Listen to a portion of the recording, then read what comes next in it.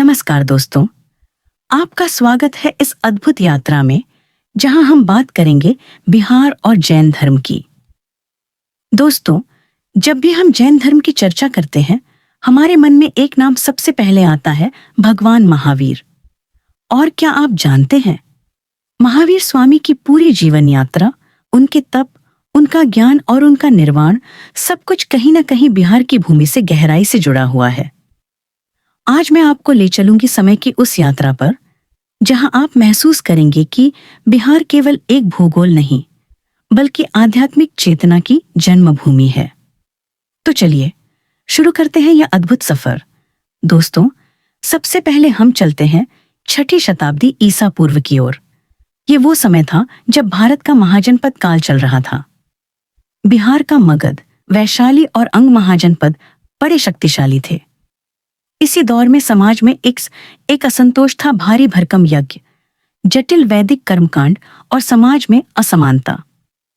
इसी माहौल ने जन्म दिया दो महान संतों को, गौतम बुद्ध 663 से 383 ईसा पूर्व, महावीर स्वामी 599 से 327 ईसा पूर्व, यानी लगभग एक ही समय, एक ही भूमि बिहार, और दो महापुरुष जिन्होंने पूरी दुनिया को बदल दिया। आइए अब बात करते हैं महावीर स्वामी की। 599 ईसा पूर्व वैशाली के कुंडग्राम में जन्म। उनका नाम था वर्धमान। बचपन से ही साहसी और दृढ़ निश्चयी। कहा जाता है कि बचपन में ही उन्होंने ऐसे ऐसे कार्य किए जिनसे लोग उन्हें महावीर कहने लगे।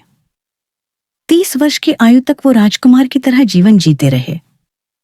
लेकिन दोस्तों, क्या आप सोच सकते हैं, एक राजकुमार जिसने सब सुख सुविधाएं देखी, उसने अचानक सब कुछ क्यों छोड़ दिया? क्योंकि उनके मन में एक ही सवाल था, संसार दुखों से भरा क्यों है और इसका अंत कैसे हो सकता है? और इस सवाल का उत्तर खोजने के लिए उन्होंने गृह त्याग किया। फिर शुरू हुई उनकी कठिन तपस्या। 12 वर्षों तक कभी जंगलों में, कभी गांवों में, कभी चुप्पी साधे, कभी कठिन उपवास में। आखिरकार 527 ईसा पूर्व में उन्हें मिला कैवल्य ज्ञान और फिर वर्धमान बन गए महावीर स्वामी। दोस्तों, अब सवाल ये है, महावीर स्वामी ने दुनिया को क्या दिया? उन्होंने 5 महाव्रत दिए। 1. अहिंसा, किसी जीव को कष्ट न देना। 2. सत्य, हमेशा सच बोलना। 3. अस्तेय, जो आपका नहीं है उसे न लेना। 4. ब्रह्मचर्य, संयमित जीवन। 5. अपरिग्रह, कम से कम वस्तुओं में संतुष्टि।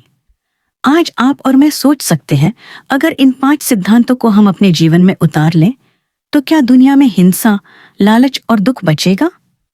शायद नहीं। अब मैं आपको ले चलती हूं बिहार की उन पवित्र जगहों पर जो जैन धर्म से सीधे जुड़ी हैं। वैशाली, जहां महावीर का जन्म हुआ। राजगीर, यहां महावीर ने अनेक बार संघ की स्थापना की। चंपापुरी, भागलपुर, यह भी जैन तीर्थ स्थल रहा। पावापुरी, जहां महावीर ने 527 ईसा पूर्व में निर्वाण प्राप्त किया। पावापुरी का जल मंदिर, क्या आपने कभी उसकी तस्वीर देखी है? सफेद संगमरमर से बना मंदिर, चारों ओर पानी और बीच में बैठा महावीर का शांति का स्वरूप। वह जगह आज भी लाखों अनुयायियों को आकर्षित करती है। दोस्तों, महावीर स्वामी के उपदेशों को बाद में उनके शिष्यों ने संकलित किया। जैन आगम ग्रंथ प्राकृत भाषा में लिखे गए। इनमें उनके उपदेश, नियम और जीवन के आदर्श दर्ज हैं। क्या आप जानते हैं, बिहार की गुफाओं में आज भी जैन साधुओं की साधना के प्रमाण मिलते हैं। राजगीर की सोन भंडार गुफाएं, नालंदा के पास के शिलालेख सब बताते हैं कि जैन परंपरा कितनी गहरी थी। पार्ट 6, बौद्ध और जैन धर्म की समानताएं और भिन्नताएं, 15 मिनट। अब एक दिलचस्प सवाल, बुद्ध और महावीर लगभग एक ही समय में बिहार की धरती पर सक्रिय थे। दोनों ने वैदिक यज्ञ और पशु बलि का विरोध किया। दोनों ने तपस्या और आत्मसंयम का मार्ग बताया। दोनों ने अहिंसा को सबसे ऊंचा धर्म कहा। लेकिन अंतर भी थे। बुद्ध ने मध्यम मार्ग अपनाने की बात की, जबकि महावीर ने कठोर तपस्या पर जोर दिया। बौद्ध धर्म करुणा पर आधारित था, जबकि जैन धर्म अहिंसा और आत्मसंयम पर। दोनों की राहें अलग थीं, लेकिन मंजिल एक ही, मोक्ष। दोस्तों, महावीर स्वामी के निर्वाण के बाद भी जैन धर्म का बिहार में गहरा प्रभाव रहा। मौर्य काल में चंद्रगुप्त मौर्य ने भी अंत समय में जैन धर्म स्वीकार किया और कर्नाटक में श्रवणबेलगोला में निर्वाण प्राप्त किया। मगध और वैशाली जैन धर्म के बड़े केंद्र बने। गुप्त काल में भी बिहार की गुफाएं और मंदिर जैन धर्म के अनुयायियों के लिए महत्वपूर्ण रहे। आज भी दोस्तों, बिहार जैन धर्म का आध्यात्मिक तीर्थ है।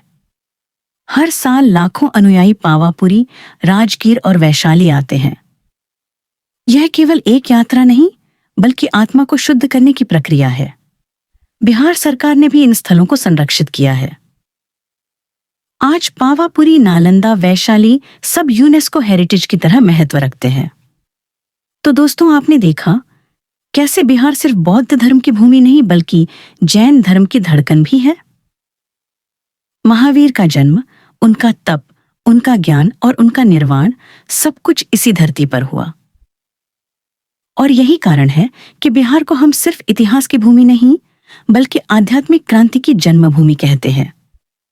तो अगली बार जब आप बिहार का नाम सुने तो याद रखिए, यह वो धरती है जिसने दुनिया को बुद्ध भी दिए और महावीर भी, शांति भी दी और अहिंसा भी, ज्ञान भी दिया और मोक्ष का मार्ग भी। धन्यवाद दोस्तों। अगली बार फिर मिलेंगे इतिहास और धर्म की किसी नई यात्रा में।